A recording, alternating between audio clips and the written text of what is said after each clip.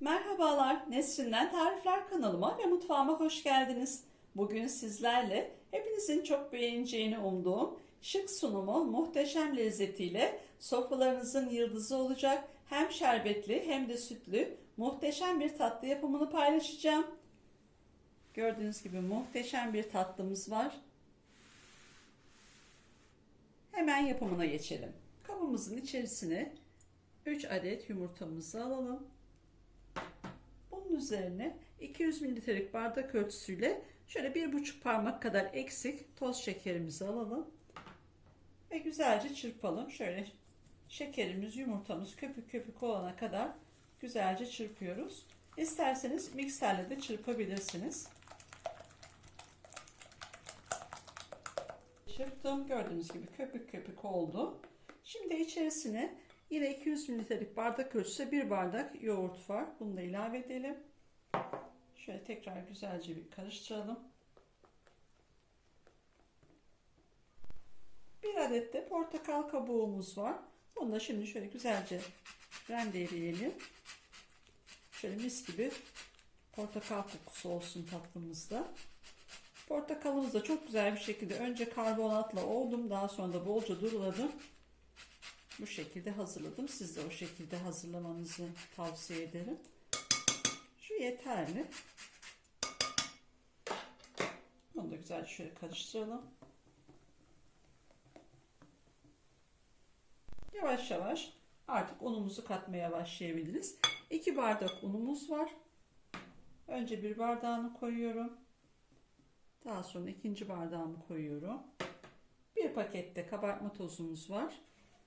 Bunu da ilave edip şöyle güzelce yine karıştırıyoruz. Unumuz şöyle hiç topak kalmayacak şekilde iyice çırpalım. Yağ yok arkadaşlar bu tatlımızda, görmüşsünüzdür. Onun için çok hafif bir tatlı oluyor. Böyle bulut gibi muhteşem bir tatlı. Çok hafif. İyice karıştırdık. Artık pürüzsüz bir kıvamda oldu. Gördüğünüz gibi şöyle kıvamını da göstermek istiyorum. Bir kek kıvamı gibi. Aynı o şekilde gördüğünüz gibi. Tatlımı dikdörtgen bir cam fırın kabında pişireceğim. Çok az içerisine de 1-2 yemek kaşığı sıvı yağ koydum. Tereyağıyla da yağlayabilirsiniz. Fark etmez hangisiyle olduğu. Şöyle güzelce her tarafına gelecek şekilde iyice yağlayalım. Kek karışımımızı şimdi fırın kabımıza boşaltalım. İnce bir katman şeklinde olacak arkadaşlar. Çok kalın olmayacak. Şurubunu da dökünce kabaracak zaten. Onun için çok kalın olmuyor. Farklı fırın kaplarında da yapabilirsiniz. Kare, dikdörtgen fark etmez. Hangisi varsa evinizde, hangisi uygunsa. Şöyle yayalım iyice.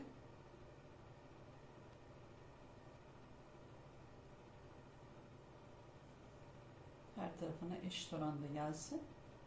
İnceli kalınlı olmasın. Şöyle sallayalım iyice.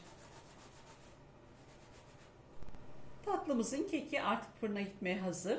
Önceden ısıtılmış alt üst ayar 180 derecede pişmeye gönderiyorum.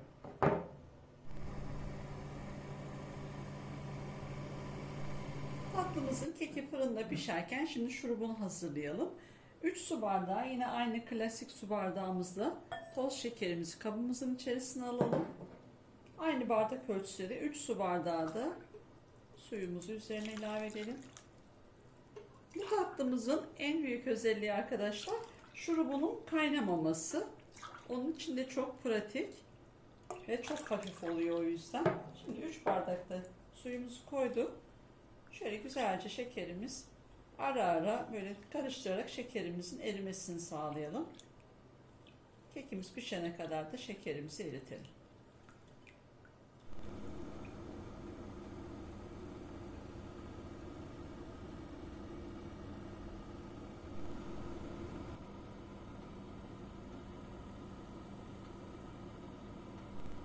Tatlımızın keki fırından çıktı. Gördüğünüz gibi muhteşem oldu. Nar gibi kızardı. Benim fırınımda 30 dakikada pişti ama bu her fırına göre farklılık gösterebilir. Bu şekilde kızardığında fırından alabilirsiniz. Tatlımızın şurubunu vermeden önce kekini biraz ılımaya ve dinlenmeye bırakıyorum. Tatlımızın keki 10 dakika dinlendi. Şöyle elimle tutuyorum. Çok sıcak değil, elimi yakmıyor. Bu şekilde ayarlayabilirsiniz. Borcamda altı daha geç soğur çünkü. Bu şekilde 10 dakika dinlendirdiğinizde yavaş yavaş şurubunu verebiliriz. Çok sıcak verirseniz hemen birden çeker. Soğuk olursa da şurubunu çekmez. Onun için bu ayar çok önemli. Şöyle kepçemle yavaş yavaş şurubunu gezdiriyorum. Bu tatlıyı önceden o kadar çok yapardım ki arkadaşlar. Yeni bir şeyler yapmaktan eskileri unutuyor insan. Ramazan'da, bayramda mutlaka yapardım. Çok güzel olur. Mutlaka denemenizi tavsiye ederim. Her yiyen mutlaka tarif isterdi. Şimdi yavaş yavaş bu şekilde çektikçe 2-3 kepçe şurubunu dökeceğim. Tatlımın şurubunu 20-30 dakikada yavaş yavaş birer ikişer kepçe olacak şekilde tamamının üzerine döktüm. Tam ısısını ayarlayamıyorsanız arkadaşlar kürdanla üzerlerine şöyle delikler açabilirsiniz. Daha iyi çeker o zaman şurubunu. Üzerinde bir tepsiyle kapatarak o şekilde de daha kolay ve daha güzel çekmesini sağlayabilirsiniz. Tatlımın artık şimdi şurubunu iyice çekmesi için dinlenmeyi bırakıyorum. Tatlımız 1,5 saattir dinlendi ve iyice soğudu. Şurubunu tamamen çekti. Gördüğünüz gibi harika oldu. Şimdi tatlımızın üzerine sürmek için krem şantisini hazırlayacağız. Bunun için 1 su bardağı 200 mililitrelik soğuk sütümüzü kabımızın içerisine alalım. Ve 2 poşette krem şantimizi sütümüzün üzerine boşaltalım. Krem şantimi ve sütümü önce karıştırdım. Şimdi mikserimle güzelce iyice katılaşana kadar çırpacağım.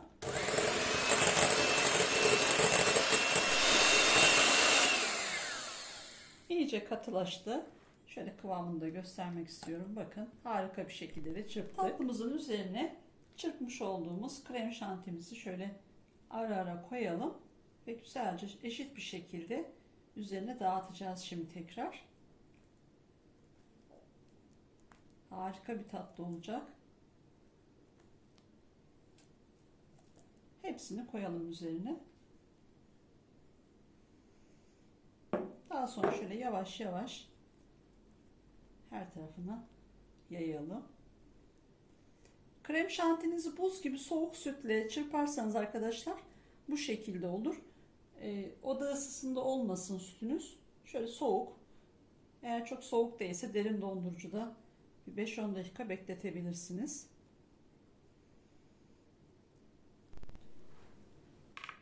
Şu şekilde bir spatulanız varsa üzerini daha böyle güzel düzeltir veya bir bıçağın yüzeyiyle de olabilir.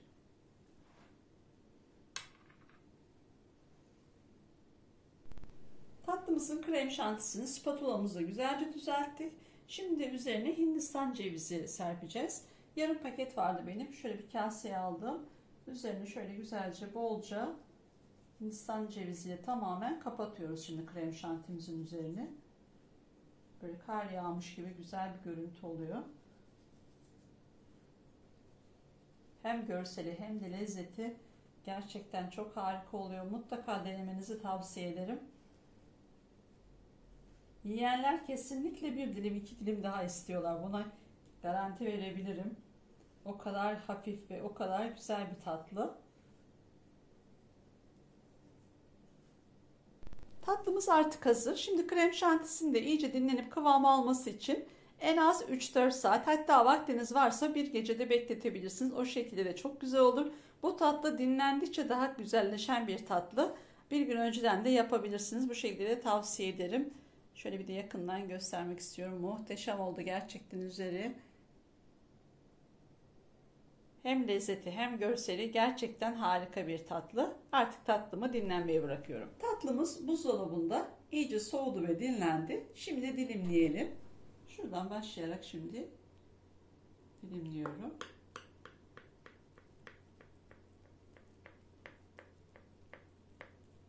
Muhteşem oldu. Gerçekten harika oldu. Tekrar bir de şuradan yapalım. Her seferinde bıçağınızın yüzünü temizleyin. O şekilde kesin. Çünkü krem şanti bıçağa yapışıyor. Daha düzgün kesersiniz. Hepsini döndürdüm. Şimdi de 5 eşit parçaya böleceğim. Yani 5'e böleceğim. İşaretler koydum şöyle daha düzgün kesebilmek için.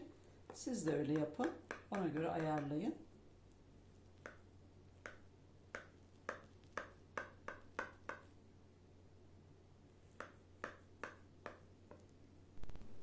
Tatlımızı şimdi de şöyle çilekle süslemek istiyorum. Bir çileği 4'e böldüm.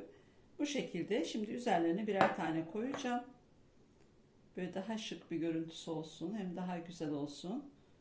Hem de yerken böyle meyveyle birlikte çok daha güzel olacak. Şöyle verev verev koyuyorum. Tatlımızı, çileklerimizi de süsledik. Gördüğünüz gibi muhteşem oldu. Hem görüntüsü hem de lezzeti gerçekten harika. Tam misafirlerinize ister Ramazan'da ister bayramda çok şık ve çok lezzetli bir şekilde sunabilirsiniz. Şöyle göstermek istiyorum. Gerçekten muhteşem oluyor.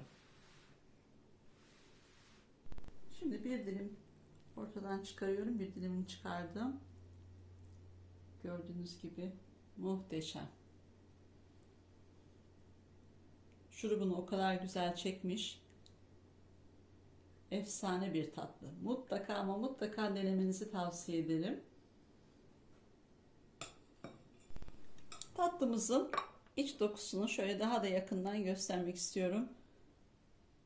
Mutlaka ama mutlaka denemenizi tavsiye ederim. Ben bu tatlıyı yaptığımda mutlaka yanına kalem kağıt da koyuyorum. Çünkü yiyen mutlaka ikinci dilimi ve tarifini istiyor. Bunu da belirteyim burada. Şimdi tatlımızdan şöyle keselim. Gördüğünüz gibi harika. Şu güzelliğe bakar mısınız? Yani nasıl anlatacağımı bilemiyorum. O kadar güzel bir tatlı.